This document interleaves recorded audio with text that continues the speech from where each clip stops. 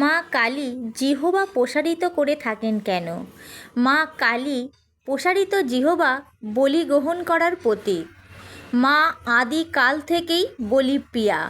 মা কালী হলেন কালীর অধিষ্ঠাত্রী। কালী তাই গ্রাস করেন। তার বলি গ্রহণও এই কালগ্রাসের প্রতীক। তন্ত্রাংশই হরপ্পা সভ্যতা থেকে মা বলি গ্রহণ করে আসছেন। মা রুধির প্রিয়া, যেমন আমরা দেখি শিশির চণ্ডীতে। মা ওষুধদের রক্তপান করেন, সেই জন্যেও প্রসারিত জিহ্বা।